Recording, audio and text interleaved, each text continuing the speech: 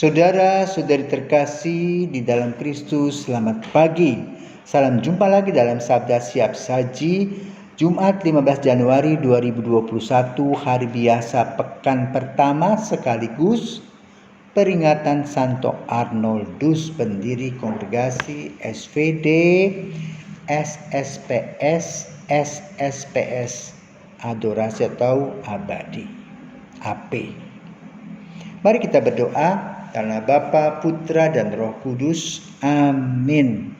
Bapa penuh kasih, pada hari ini kami merayakan pendiri 3 kongregasi, yaitu Santo Arnoldus Jansen. Ia telah membuka diri dan hatinya untuk menjadi misionaris ke seluruh dunia, khususnya ke Cina. Maka lahirlah SVD, SPS, SSPS, AP yang mendoakan seluruh karya misi.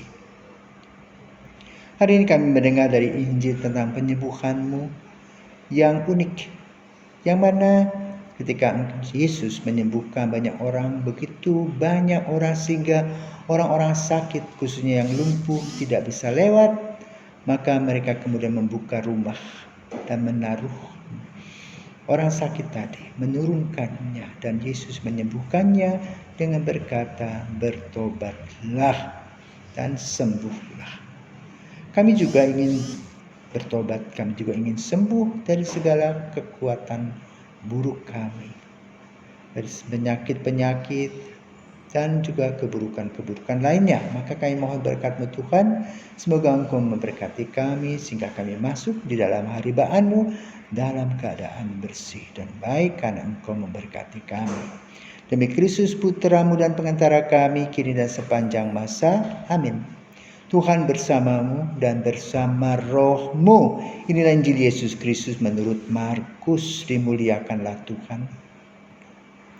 Selang beberapa hari sesudah Yesus datang ke Kapernaum, tersiarlah kabar bahwa ia ada di rumah. Maka datanglah orang-orang berkerumun sehingga tidak ada lagi tempat, bahkan di muka pintu pun tidak.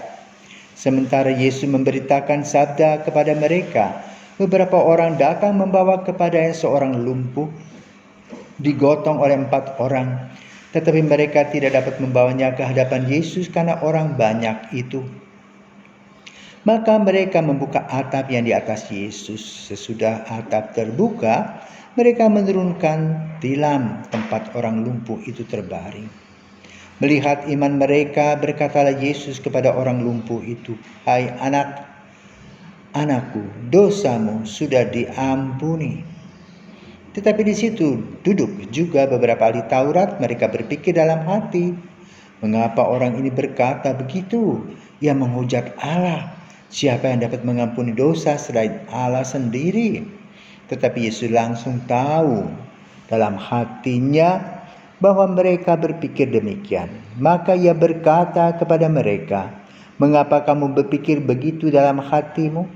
Manakah lebih mudah mengatakan kepada orang lumpuh itu, dosamu sudah diampuni? Atau mengatakan, bangunlah, angkatlah tilammu dan berjalanlah? Tetapi supaya kamu tahu bahwa di dunia ini Anak Manusia berkuasa mengampuni dosa." Lalu berkatalah Yesus kepada orang lumpuh, "Kepadamu kukatakan, bangunlah, angkatlah tempat tidurmu dan pulanglah ke rumahmu." Dan orang itu pun bangun, segera mengangkat tempat tidurnya dan pergi keluar di hadapan orang-orang itu. Mereka semua takjub lalu memuliakan Allah, katanya, "Yang seperti ini belum pernah kita lihat." Demikianlah Injil Tuhan, terpujilah Kristus. Saudara terkasih, ini penyembuhan yang disebut dengan penyembuhan last minute. Sudah tidak ada akal lagi. Maka yang dibuat adalah melawan sopan santun, membuka rumah orang. Rumah orang-orang Yahudi gampang dibuka supaya ventilasinya bisa enak. Apa yang dilihat oleh Yesus dan kita? Kita akan mengatakan, itu kurang sopan, itu tidak bagus, itu membongkar orang punya rumah. Tapi Yesus berpikir lain. Kesantunan itu tergores oleh cinta yang lebih dalam, karena orang lumpuh ini sudah lama menderita. Yesus mengapresiasi orang-orang yang menggotong dia.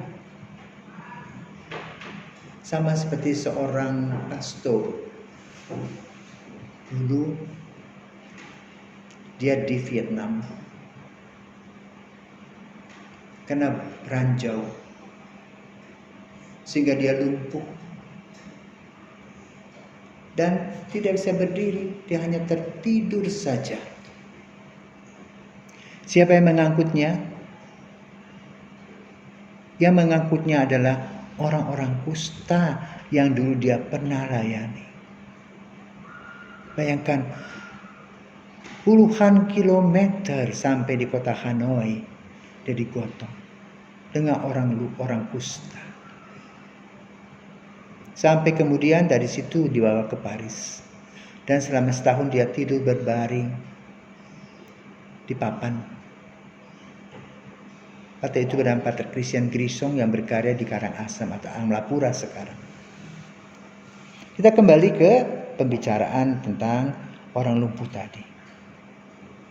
Yesus mengapresiasi kerja 4 orang yang menggotongnya atau 2 orang yang menggotongnya dari kejauhan.